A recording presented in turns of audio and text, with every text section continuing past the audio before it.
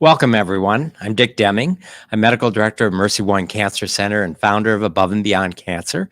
Thanks for joining us for our weekly cancer education series, and it's brought to you in part by a grant from the Sherry and Rosalie X-Line Ziegler Fund. And tonight, my guest is Mark Goode. And Mark, welcome. Thank you very much for having me. Mark is a Chicago boy, grew up in Chicagoland, went to high school in Chicago, and then attended the University of Wisconsin-Madison, where he got his pharmacy degree. That's great. You've been a pharmacist for how many years now? Way too many. Too many. Okay. I graduated in 84. 84. Yep. And you've been an Iowan for what? 30 years. 30 years. Yeah, 30 years. Met a farm girl and moved here. Yeah. So do you still root for the University of Wisconsin of course. when they're playing? Okay. Yeah, who are they playing this weekend? They are playing the Hawkeyes, yeah. Right? Okay. So where's my heart? And where's your cheddar head, by the way?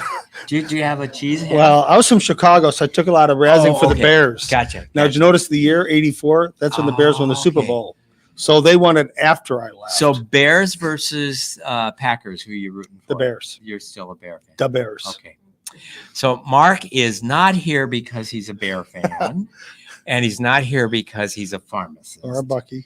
But Mark is here because he is a prostate cancer survivor. Yes. And Mark's one of those guys who not only has gone through the journey with prostate cancer, but has used his wisdom and experience to help create an organization, Team Blue, to help others on their journey. So that's what we want to talk a little bit about. But tell me some more about maybe your own cancer journey that started maybe 10 years ago, I think you said. Yeah.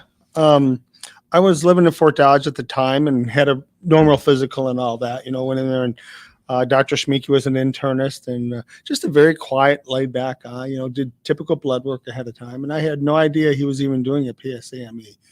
51 years old, white male, no history of prostate cancer. My dad had colon cancer. But I remember him walking in the room and just saying, how you doing? How you feeling? How are things going? And it just seemed unusual for him to do that last time. And then he proceeded to tell me my PSA was a little high. Yeah. And so PSA, for those who don't know, is prostate specific antigen, and it's a blood test. Yeah. And I didn't know you didn't even know you were having it done. I didn't know what it was. Going in for your annual physical, and you just at that point you were how old? 51. 50, yeah. Yeah. And so you think at that time, about testing for it, that really wasn't that common at that time. So I really didn't have a lot of knowledge about it, even as a healthcare provider, as a pharmacist. So that was your very first PSA that you knew of, was age 51. And so he said your PSA is elevated. Yeah. A little high is how a little high. And I'm like, well, what's a little high and what's a little normal, because I was very uneducated about the subject with it. Do you remember what it was? Your very first PSA? It was 2. It was a 2.0. Yeah, right on 2. So he recommended that I go to Dr. Piercy, the urologist up there at the time, and have him just kind of check it out and see what's going on with it, refer me to him. So he made the appointment and down I went. Dr. Piercy. Went down there and had a consultation, and he asked me to come back to get a biopsy. He, of course, did his own PSA. I remember he put me on antibiotics, too, to make sure it wasn't anything of a prostatitis or an inflammation is going on or anything with that. So once he kind of did that rollout, he wanted to do a biopsy and see. Okay. And you probably had what most men fear, a digital rectal exam. Yes. And that's the medical term for the physician inserting finger into the rectum to feel the prostate. Yeah, and actually Dr. Schmeeke had done that too after the PSA was drawn, of course, because that can elevate a PSA. And he felt everything was normal, and so did Dr. Piercy. So with me. So so then we proceeded on with the biopsy that time. A little apprehensive, a little worried, a little scared, at that point. How long did it take from the time you had the biopsy till you were informed of the results? I think about 37 years. it seemed like forever. I don't know, probably a week or so. It wasn't all that long. And you remember how you were notified?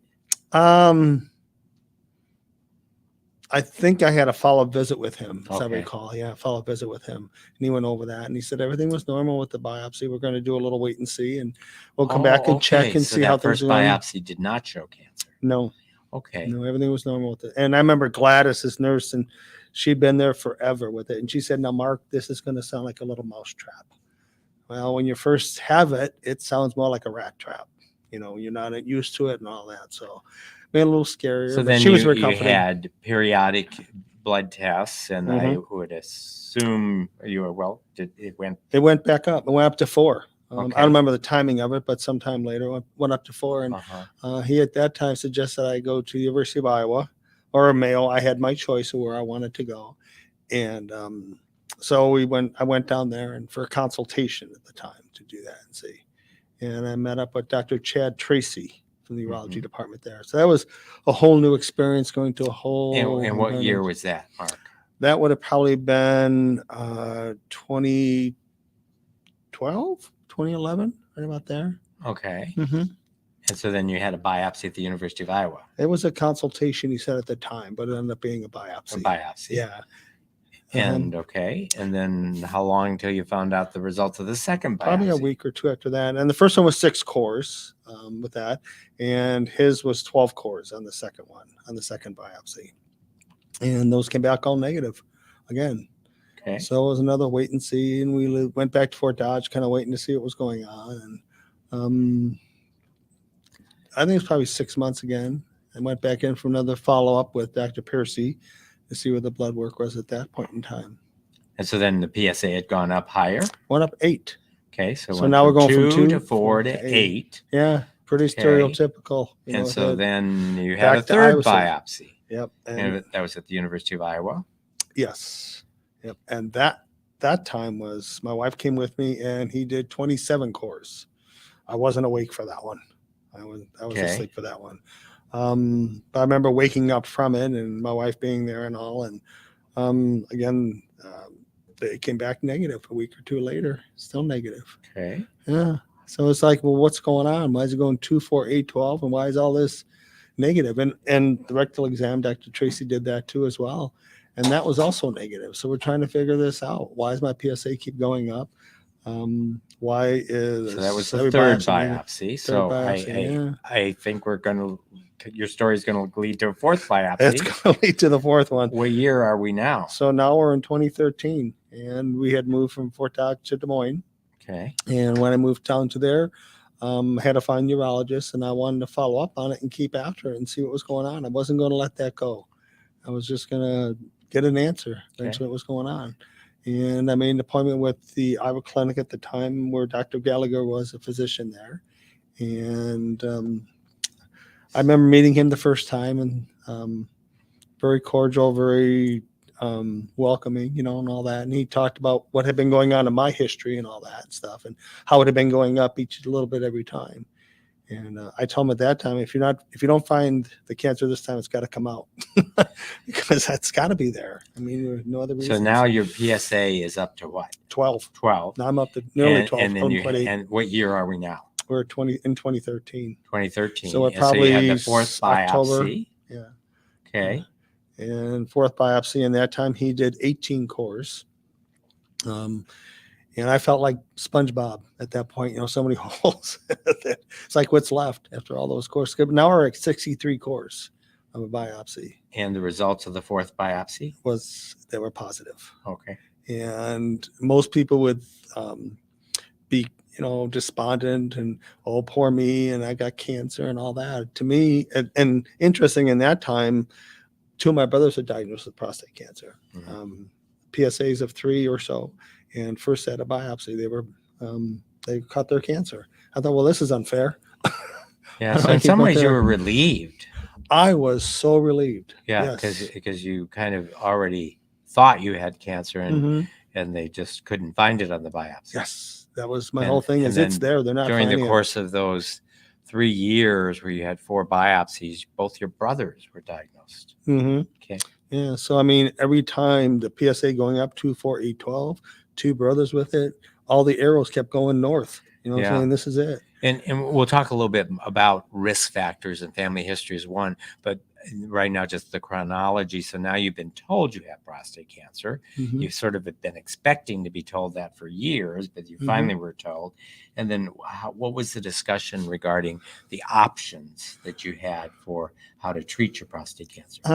Well, Dr. Gallagher asked me how I wanted to be notified if he found anything because of all going up. I said, well, call me as soon as you have results. And he called me and he said, well, do you want to come in the office? So I said, yeah. I said, well, bring your wife with you. So you have everything written down. There's somebody with you to do that. So it doesn't go, oh, you walk away and what did I hear? Wives generally take better notes than husbands. Yes. Or the person who, somebody else just there with you. And so we went there. I remember it was a Friday, late afternoon. And he told me I had cancer and these are my options. And you can go home. You can think about it. You have lots of options at that time in 2013 to decide what to do. What were the options that you were given? I could have seeds, could have radiology or radiation. I could have the removal, the prostatectomy. Remember those being the options. And we had time. He said, you have time to think about this, what you want to do. So we ended the office visit and I stood up and we started to leave. And I stood in the doorway and I sat for a minute. I said, I've waited too long. Let's do the prostatectomy. And he spent quite a bit of time with me. It's probably a good half hour that he spent in the office with me talking about the options and all of that. So we proceeded with that. And so what was the date of your prostate surgery? December 31st, 2013. I wanted it out and start the new year fresh. Okay. 10 years ago. Yes. Just coming up to 10 years. Yeah. And you have been cancer-free since the surgery? Yes. Every PSA has been non-detectable. Undetectable Yeah. PSA. So excellent. And so now you've got 10 years under your belt of undetectable PSA. Do you have anxiety that it's going to come back, or do you feel? Not really, no. I mean, at first you kind of think about it, more as you're so close to it. But as time keeps going on, I don't.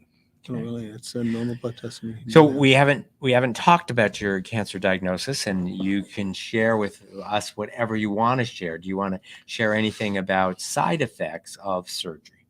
Yeah, I mean, when you first start out, there's the impotence that you have with that. That's normal with it. I had was supposed to be nerve sparing. There's 2 nerves, as I understand it, going down. And when he went in for the surgery, Dr. Gallagher felt that one of them was a little, I remember him saying tacky and just didn't feel right. And none of that was proven to be any kind of cancer, but I would rather have that done at the time than come back to find out later there was an issue with it. So all the nodes and everything were all negative with it. So impotence and, of course, incontinence is an issue with that. Continues to be. And so how have you dealt with those side effects over the last 10 years? The impotence has gotten way better in time. That did come back. Medications help with it too. Just Cialis helps with that too. Some men use different medications and all that, but that was my choice just to do that. Okay.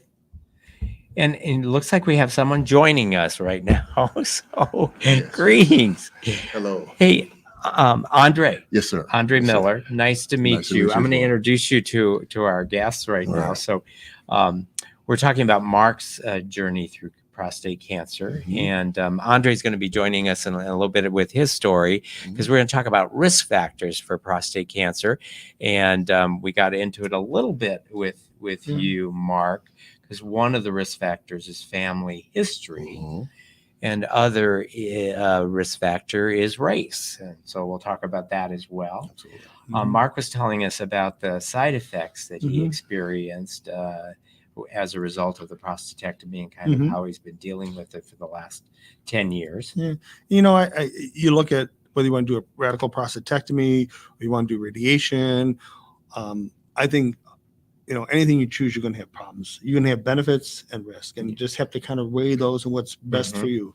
And my mindset at the time is I wanted the cancer out. I wanted it gone. I wanted it rid of. Waited around. I wanted an evacuation notice, and we got it. So there were risk factors associated with that, and those I was willing to take with it. And we talked also about, now you've been 10 years that every time you got a PSA, I'm sure the first few times, and maybe even, when you go in January and get your next PSA, there's probably a little bit of anxiety about what it's gonna show. Yeah, I need that 10-year coin. So we need that. And, to me, that's kind of a milestone that you kind of look forward to do. Okay. My one brother, Pat, he's about 6 months ahead of me. So his has been clean too as well. So how about grandparents or parents, Not- grandfathers, or your Don't father? know of any. No. My dad had colon cancer, Okay. but there were 6 boys in our family, and the 3 of us all look much more like our dad. He had colon cancer, but he passed away in '89, long before they would have done the PSA test on him. Uh-huh. How about genetic testing to see whether you have a mutation? I've never done that. Okay. I probably should. Have you ever thought about that? I have thought about that, and that's on my discussion. Yeah. My notes to talk to Dr. Gallagher about that this time. Yeah. And see where we're at with that. With that many, with 3 of you siblings, all with prostate cancer, Mhm. certainly would be a reason to see. Do you have Yeah. children? A son and a daughter. Yep. So it probably wouldn't affect your treatment in any way, but it could have implications for your children Yes. to know Yep. if you had a genetic mutation. Mm-hmm. So let's bring André into the conversation. So André, nice to meet you. We're meeting for the first time. Yes, indeed. And I hear that you are a Panther. Yes. So Deep. what do you think about jackrabbits? Yeah. So just a little sports joke. I'm a jackrabbit, and right now the jackrabbits are having a good year. The Panthers Yes. almost upset them last Saturday. I don't know if you were at the game. That is correct. Yeah. That is correct. Okay. All of that is correct. Yeah, and, Yes. and you played football for. I played for the Panthers as well. And yes. did football bring you to Iowa? Yeah. Well, no. Where did you grow up? I am originally from Itabena, Mississippi. From Mississippi. Okay. So many will ask, where in the world is Itabena, Mississippi at? And how do you say that, Tom? Itabena. Itabena. So if you think of Jerry Rice went to Mississippi Valley State. So my backyard was right there in Mississippi Valley State. Okay. So I And did grew you up watching. Go to Jerry high Rice. school in Mississippi? No, I moved here when I was 12. Oh, okay. And so went to Des Moines North. Then So you're a polar bear. I'm a polar bear.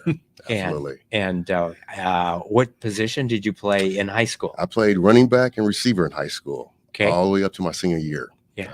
Then I got to my senior year and they decided that they wanted to move me to a different position. And I was confused because I was a little bitty 180-pound soaking wet kid, playing corner, running back, receiver, punt return, kickoff return. And they said, we need you at a different position. And I said, well, I think I need to stay in that same position that I'm in. And they said, we need you to go to linebacker. And I said, no. That's not what I do. I'm a corner. I like to stay away from those big guys that want to grab you and all the different things. So, yeah. But I grew significantly once I got to college. So did you get to stay in the same position through high school, or did they move you to? I was a corner, receiver, running back all the way up to my senior year. And my senior year, I moved to linebacker. You did, okay. And I think I was more scared than anything else playing that position. But then I fell in love with the position, the contact. And did you fall in love with the weight room too? The weight room. I loved to eat at that point. Eating was my best friend. Lifting was my best friend. I started to enjoy working out. And so then you played football for UNI. Started my freshman year. Little bitty scrawny kid. I was 186 pounds soaking wet when I went into college. My first year, me and Kurt Warner went to school together. We graduated together as well. Awesome. And then, I went and started my 3-4 years there at UNI and graduated in 4 years and went off to the Philadelphia Eagles. And then I went to play 2 years there and went to London Monarchs there, and then I went to Canada and Montreal, Winnipeg, and then I came back here. And so, what position did you play throughout your professional? Okay. Linebacker. So once I graduated.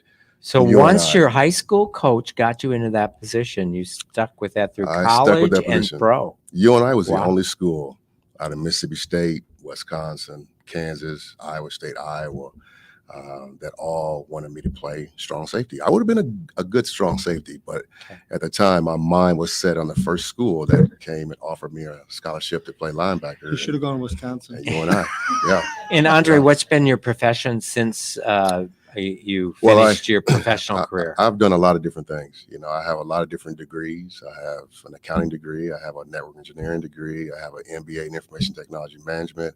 And now I love to help people. And so I do motivational speaking. I do conversations in businesses about ROI, about team, how to build teams. I mean, what better people to do it? Former military, women and men, and former athletes. And so we have the knack to understand how to connect people, different facets. And so we connect that with dollars and cents, is what people understand. Mhm. And you understand how to build teams and the silos and all different things that go on in that. And so I do that now as my own business. Okay, great. And how did you get connected with Team Blue? Team Blue, me and Mark, we've been knowing each other for a while now, you know, through Hy-Vees and all the other different, you know, facets of life. And so I knew Mark, his old organization through prostate cancer, and I helped, you know, through that and the golfing and all the different things. I love to golf. What was your interest in getting involved in a prostate cancer advocacy organization? In talking to Mark, Mark was very well versed, obviously from his own history. I'm motivated. From prostate cancer, and as well as helping me understand just from African American males and the how susceptible we are to obtaining and getting prostate cancer. After you started talking to me about all of that, I started listening a little bit more. I'm like, what do you mean that we can get it, you know, a lot higher than you as a white male? And he just kept giving me the numbers and the stats and statistics about it. And I was listening more and more and more, and didn't, you know, you really don't take it as serious because you feel like it doesn't impact you as much, but yet, you know, you want to be an advocate to help as much as you can, you know, for something good. And then just a month and a half ago, my wife called me and said, your dad's just now out of surgery, and he's doing well, and which was to me a surprise at the time, because I was going in surgery for what? And she said prostate cancer. And I was like, oh, now it really hits home. Yeah. I'm on the board. So you were actually involved with a prostate cancer advocacy Absolutely. organization before your dad was diagnosed. Absolutely. So I had no idea. Had you ever talked to your dad about never talked to prostate him or about prostate have never cancer? talked to him about cancer, have not talked to him about history, have not talked to him about genetics, Yeah. have not talked to him about anything. Yeah. And so it really hit home. It hit you right in the gut, as it was right there in front of you. And so my first response back in the text was not that was he okay, was, does anyone else have this in our family? And she said, yeah. And I was like, okay, now we're really starting to talk. And so she started saying, your uncles, your grandfather, you know, all of them have prostate cancer. Right. And then you guys are talking And had gone about, through treatment and Yes. never let never said anything. nephew Andre know. No.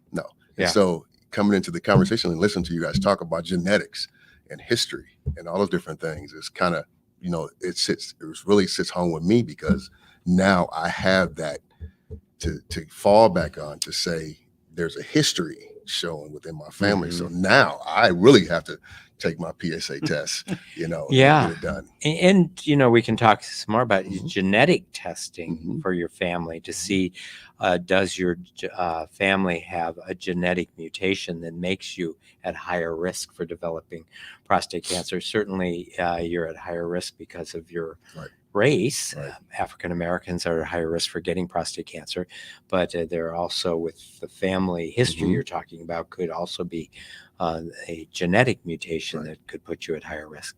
Can I ask how old you are, Andre? I'm 49. Okay. Yep. So typically for individuals who don't have a family history, we start doing PSAs on Caucasians at age 50, but on African Americans at a younger age, 40 to 45. So that would be the screening that we would do because of the risk factors. Correct. Yeah. Yeah, those are numbers that my dear friend Mark has, you know, is constantly pounding to me, Mhm. and so now it really, since it hits so close to home to me, I have 3 boys. And so now you talk about genetic testing, to be able to see, does it continuously go down the lineage to me and to my boys, and so those are discussions that are, going to be had here. Yeah, really important to Mhm. have. Yeah. Mhm. Mark, when you went through your discussion of how you were worked up way back 10 years ago, we also have new testing that can be helpful. For example, I'm sure back 10 years ago, we weren't doing MRIs of the prostate gland to look and see, okay, can we see any cancer in the prostate? So you had to go through 4 different biopsies, Yes. 4 different times, 4 different years before your cancer was Mhm. diagnosed. So some of the advances that I'm sure you're helping to inform people of is now if someone has an abnormal PSA, we can do an MRI of the prostate and sort of see where is the abnormality. You Mhm. described going through the 6 cores, 12 cores, 18 cores, 20 cores. Yeah. With scans, if you can find the abnormality, you can then direct the biopsy to Mhm. the abnormality as opposed to just randomly. And like I said, I had every time I do that, I get DREs, the rectal exam, right? Uh-huh. So where was my cancer? In the front of the prostate. So every time they did that, it was all normal. Yeah, It and was the all normal. digital rectal exam, which every guy fears, Yes. is not a very good test, but No. it's still considered a necessary test, but it's not a very good test for finding early stage prostate cancer. No.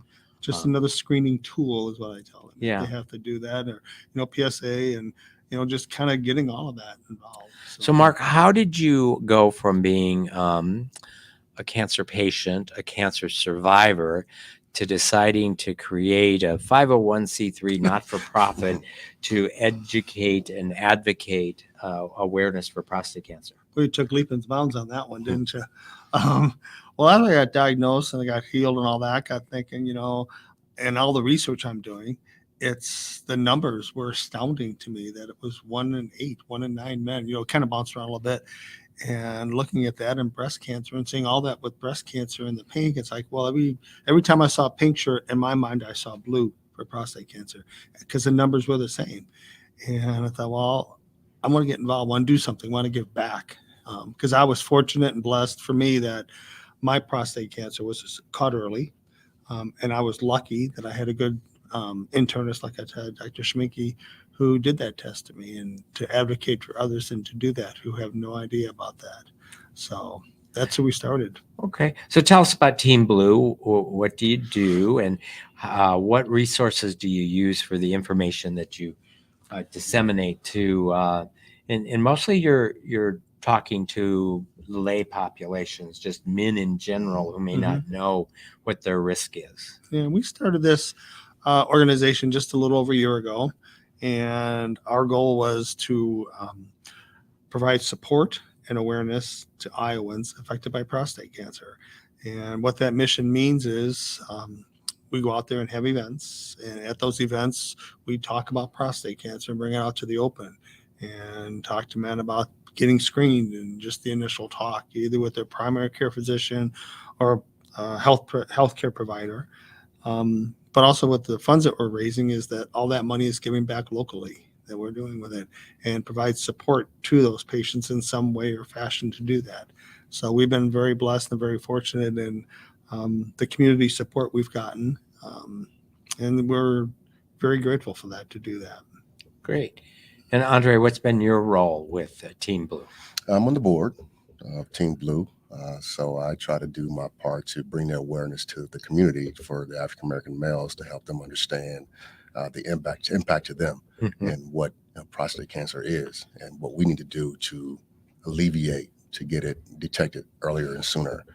So I've been pushing that 40 plus, 40, to 45 age, like you was mentioning earlier, to ensure that, African American males understand the impact it is to them, and, having to ask, for that exam once they hit that age of 40, because as obviously a lot of us don't know like I did. Yeah. I am 49 and I did not understand or And have if any you do know, awareness. you're not sure you want that exam. That would probably be correct. Mm-hmm. So talk to me a little bit about what would you say? In trying to reach African American men, Mm-hmm. what's the best way to do it? What's the best location? Is it Sunday morning at church? Is it in the weight room? Is it at a pickup basketball game?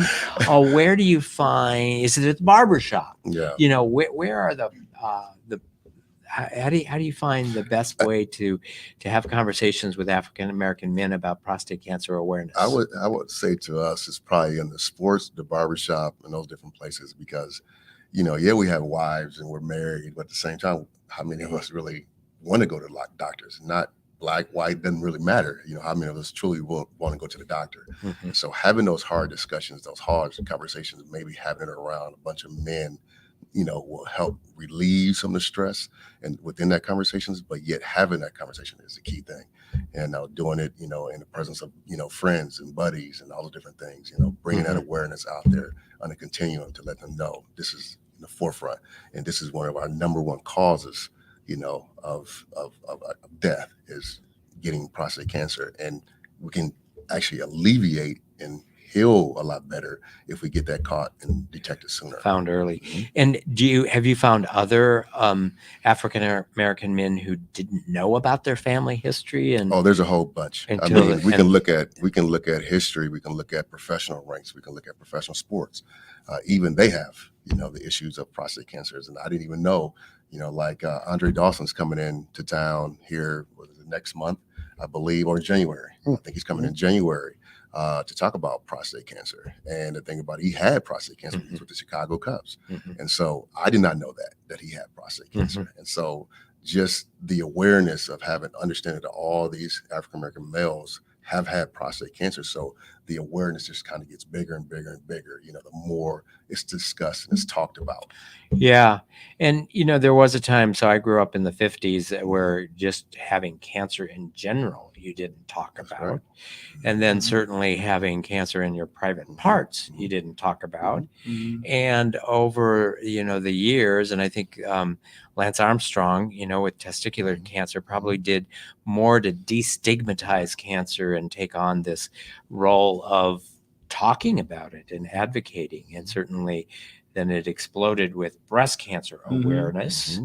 And I think prostate cancer awareness has lagged behind, probably because it's men who don't want to talk or listen about it. And again, it's at a sensitive part of the anatomy. Yes. Yes. We just, in general, men, especially when you're talking about the parts that we're talking about, the prostate, we don't want to realize or understand or believe that we have an issue there. And so the more we talk about it, the more we bring it out to the forefront, the color blue. I mean, there's obviously when breast cancer has pink. And so blue, the more we get it out there, the more we have those discussions, the more men feel free to talk about it. And what events do you have coming up, or what events have you done this summer?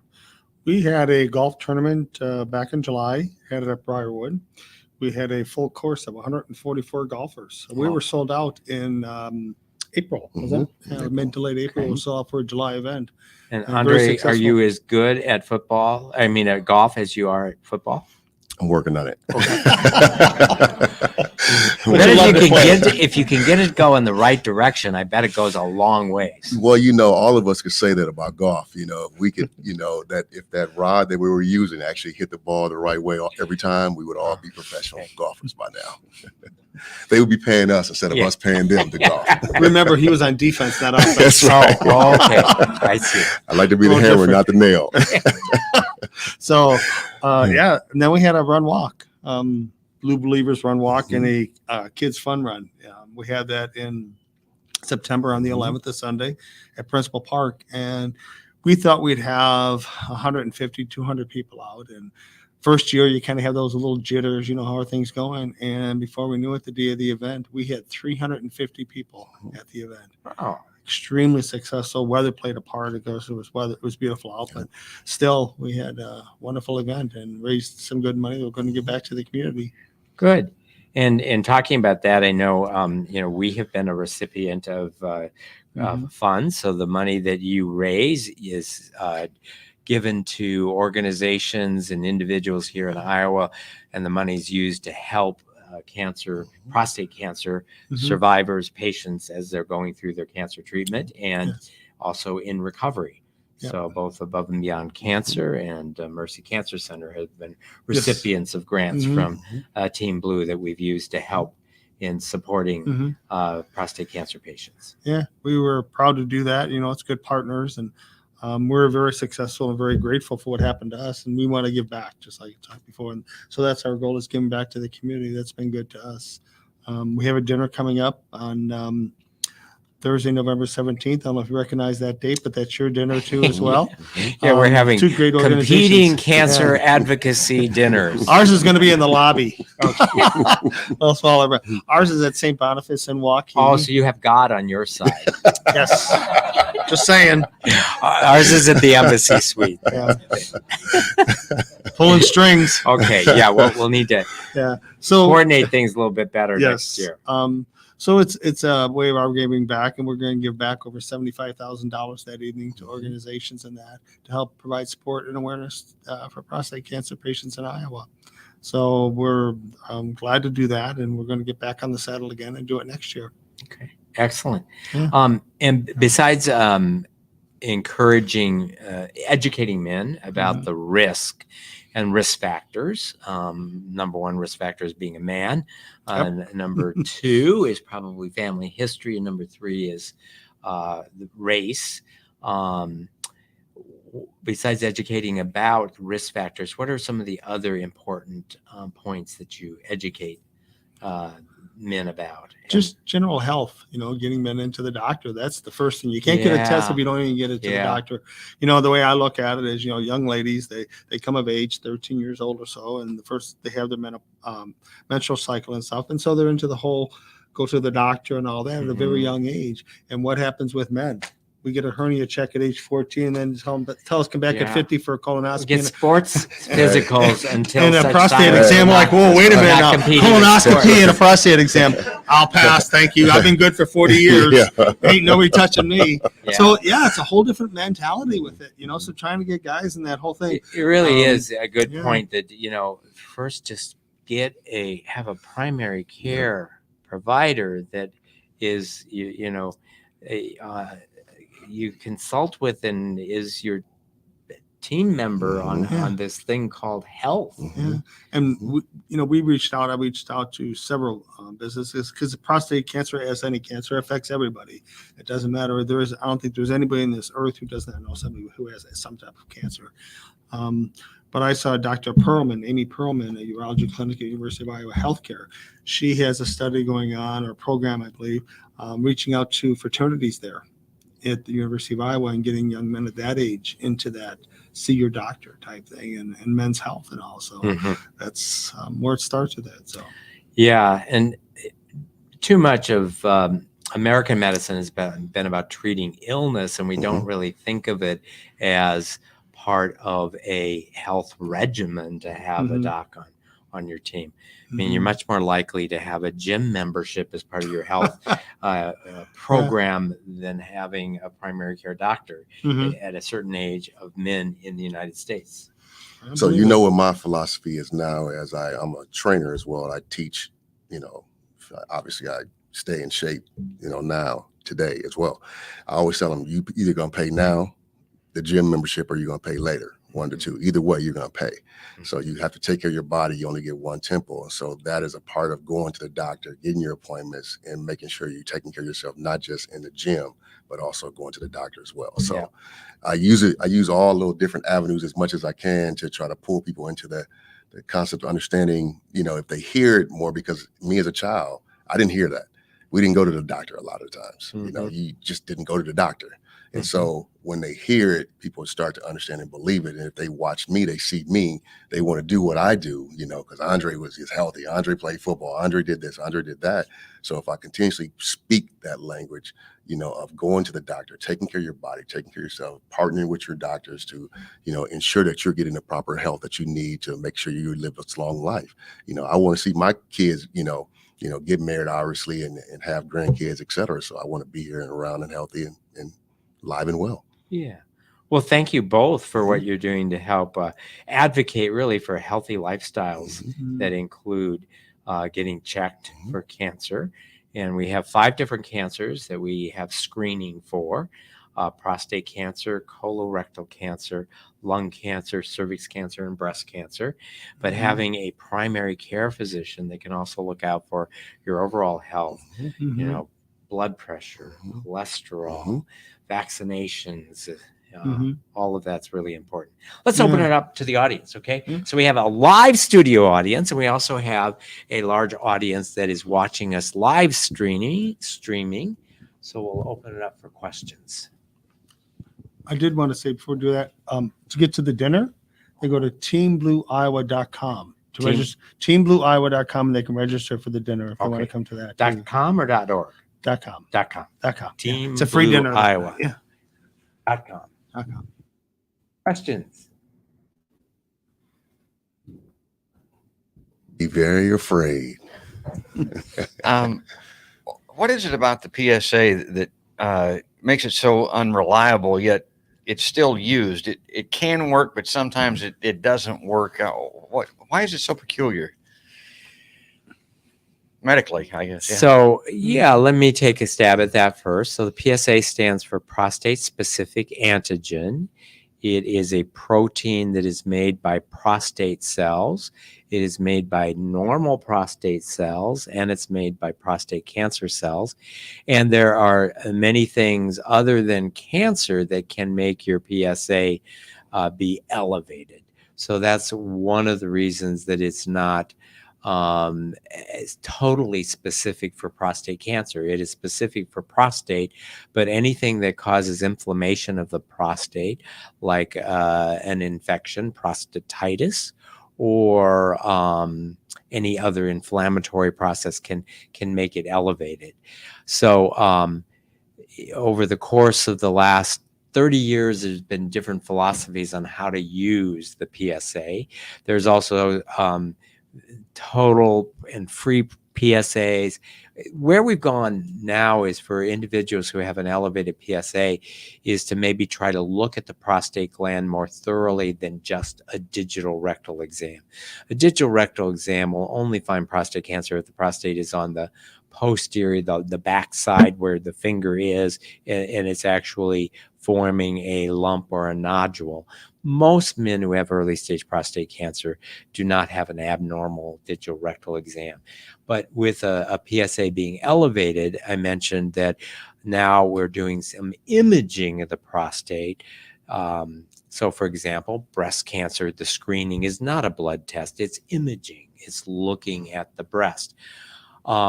Now if someone has an elevated PSA, we might do an imaging study of the prostate to see, do we see abnormality within the prostate that leads us to believe that there may be cancer there, and then using that study to direct the biopsy. So that's a way of trying to get a more accurate assessment of whether this elevated PSA is really due to prostate cancer or something else. But the test is not a test for cancer because normal prostate cells also make the PSA, and that's why it's not been as reliable. Do you want to add to that? Yeah, I went, and I'm a candidate for that because my DRE was all normal because early stage and it was in the front of the prostate, but my PSA kept going elevated with it. Yeah. So we're finding that can help improve the accuracy of determining whether a man needs a biopsy, whether it is cancer or not. I might say we had a show about this, but remind everyone that probably within the next 5 years, there's going to be different blood tests that will help detect more than 20 different cancers with a blood test. And it's not a blood test looking for a protein secreted by breast cancer or lung cancer or prostate cancer or gastric cancer or colon cancer. The blood test actually can find DNA from cancer cells that are circulating in the bloodstream. And so that is going to change the screening of many, many types of cancer. It's probably going to be most accurate on screening aggressive cancers, where you're more likely to find circulating cancer DNA in the bloodstream than on an indolent, slow-growing type of cancer. But that's a different type of blood test, and just something to look out for, because in our lifetime that will happen. Probably within the next 5 years, that test will be used to help screen for many different types of cancers in a single blood test. I will say too, if I would have had just the DRE and that was normal and it didn't have a PSA, I might not have gone back because I would have thought everything's normal. But because of the rising PSA, even though the DRE was normal the whole time, I kept going back and going after it. So hand in hand. Did you have to ask for the PSA? No. So I wanted to ask a question about Mark's PSA levels in particular, because that's interesting. I was found to have a PSA that maybe around 6, and it was hanging around there fairly stable through the years. Would go to 6 or 7 or 8. You were 2, went to 4, went to 6 and 8, and I think that's not too bad. But it's the fact that you were doubling, tripling, quadrupling what your original PSA was. That's where the alarm bells go off, as opposed to just what your level is in PSA, correct? Well, they talk about doubling every 6 months, correct? But yeah, that's a good point, that it's not just a value at one point in time. Now, if it is high, super high, so, typically a PSA is considered normal 0 to 4 or 0 to 6. So I would say a 50-year-old who has a PSA for the very first time and it's 2 probably wouldn't lead to a biopsy, would lead to, well, let's just see what it is, what your PSA is, because 2 is not actually considered abnormal.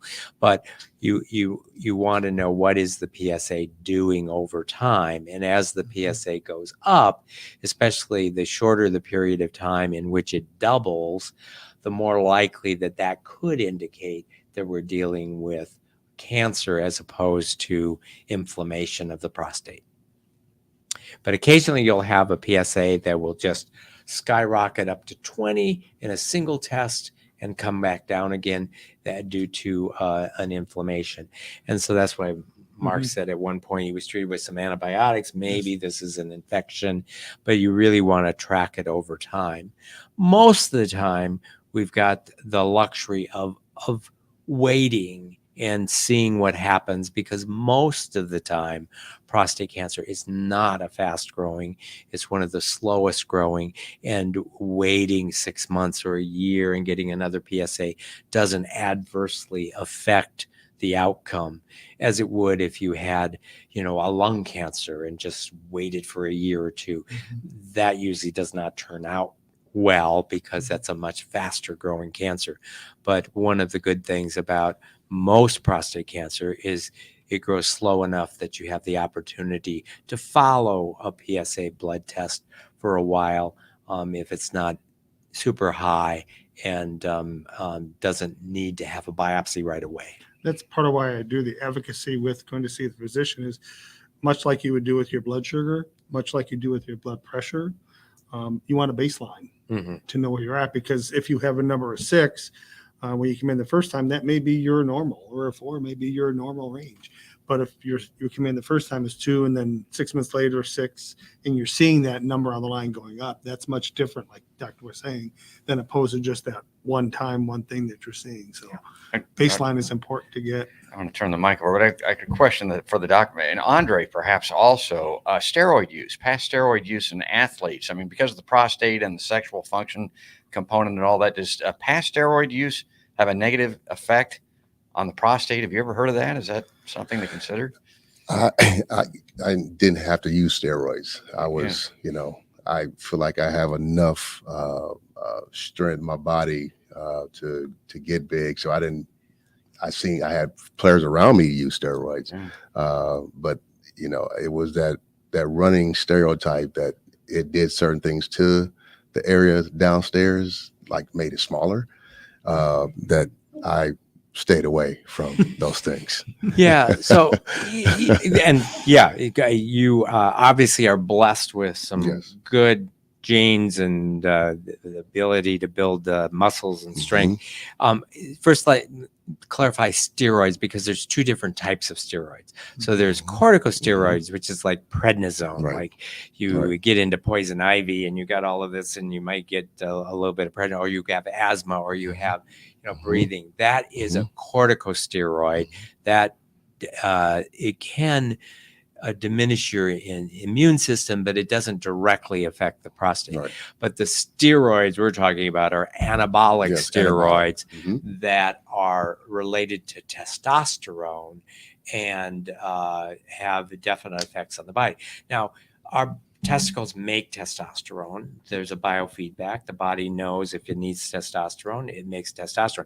But if you take testosterone, the feedback will tell the testicles, you don't need to make any testosterone. I've got lots of testosterone. So that's where you can get some atrophy of the testicles while you're taking, if someone is taking anabolic steroids. But also taking anabolic steroids does increase the risk of getting prostate cancer. Now, the question was specifically, well, if somebody took anabolic steroids 30 years ago and stopped, does that increase the risk of prostate cancer way in the future? I don't know the answer to that. I suspect it doesn't, but definitely taking anabolic steroids increases the risk of prostate cancer, just like taking female hormones, estrogen after menopause increases the risk of getting breast cancer. So the body kind of knows what it's supposed to have. There are times where women benefit from taking estrogens, but it increases the risk of getting breast cancer. There are times where giving men testosterone may be beneficial, but it does increase the risk of getting prostate cancer. Other questions? Yeah, so I have a question on prostate cancer in general. When you talk about cancer, a lot of times you talk about stages. In prostate cancer, there's stages? And if there is stages, what would delineate from stage to stage? Yes, so there are stages, and the general way that we stage cancers is called it AJCC-TNM system, and it's tumor, nodes, and metastases. So what is the extent of the cancer in the prostate? That's the tumor or T stage. Are there lymph nodes involved? Yes or no? And that's the end stage. Are there metastases, like cancer has spread into the bone? And that's the M stage. So it can get fairly complex. What it comes down to in lay language is, do you have organ confined prostate cancer, meaning it's just in the prostate and it hasn't gone anywhere else? Or do you have prostate cancer that has spread just to the lymph nodes beside the prostate?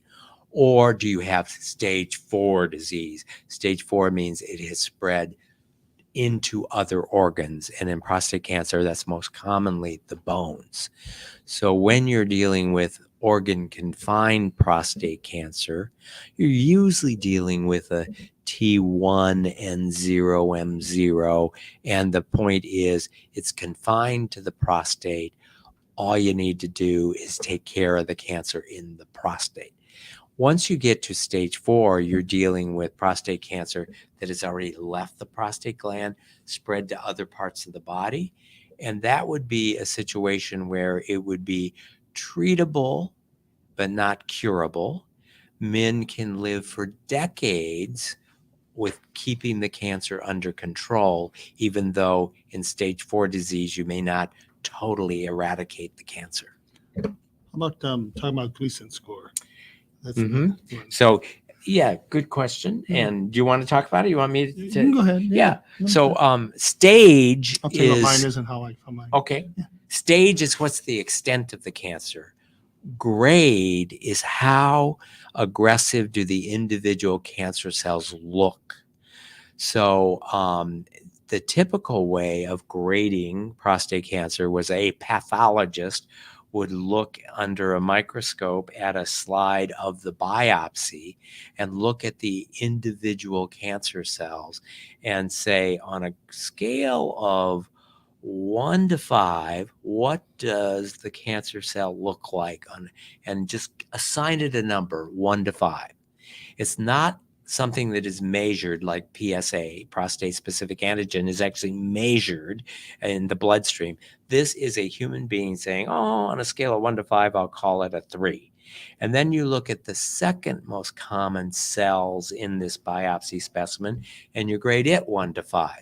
And say, well, I'll call it a 4. And then you say, okay, this is a Gleason score, 3 plus 4 equals 7. Gleason was a pathologist who came up with this scoring system. And for decades, that was the way that we graded the prostate cancer.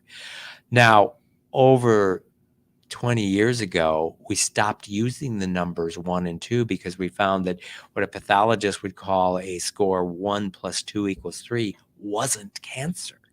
So now the lowest score possible is a 6. So that's good for men to know, because if they get told, oh my gosh, you got a 3 plus 3 equals 6, they think it's more than 5. Well, no, it's the lowest number that you're ever going to be assigned if you really have cancer. And right now, we know that men with a Gleason's 3 plus 3 equals 6 can be managed by just active surveillance, because a 3 plus 3 equals 6 prostate cancer very, very, very rarely ever leaves the prostate gland and ever causes health problems or death. So the most common way of managing a Gleason's 3 plus 3 is active surveillance, to actually just let those cells peacefully coexist with a human being and not be at the risk of having potential side effects of incontinence and impotence by going through radiation or surgery. So active surveillance is, for the most part, the preferred way of dealing with a low grade 3 plus 3 equals 6 cancer. Mine initially was a 3 plus 4, but post surgery it was a 4 plus 4. Okay. So I was kind of on that lower end, but it was an aggressive type cancer too as well. Yeah. So yeah, and I actually had a lady message me on Facebook the other day. I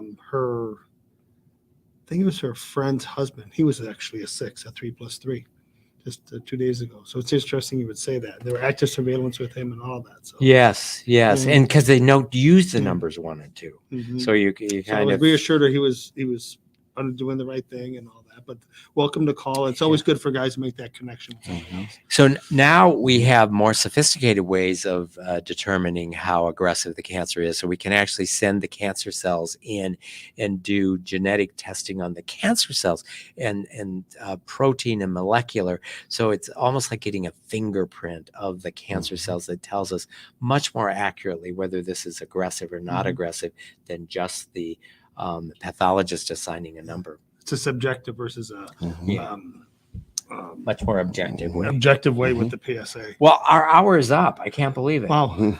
So I want to thank you, Mark and André, Appreciate for you. what you're doing to advocate and educate, Yes. and not just about prostate cancer, but about health, about Yes. taking charge of your health, which Absolutely. means not only eating healthy and exercising, but have a doctor. Yes, sir. Have a doctor on your team. Yes, sir. Yeah. Absolutely. Mhm. And Mark, thank you Thank you for for your time. using your wisdom you've gained and telling your story to help others. I remember the first time I met you in your office, and you took an hour to learn all about me and my journey and all that time. So here we are, 10 years later. Yeah. and we're on a shared mission. So I want to thank you all for attending. And if you think someone would benefit by watching or listening this program, it will be available on demand tomorrow at the Above and Beyond Cancer YouTube channel or the Mercy Cancer Center website. Thanks again for joining us. And again, this program tonight was sponsored in part by a grant from the Rosalie and Sherry Exline Ziegler Fund. And come and join us again next week. Thanks, everybody.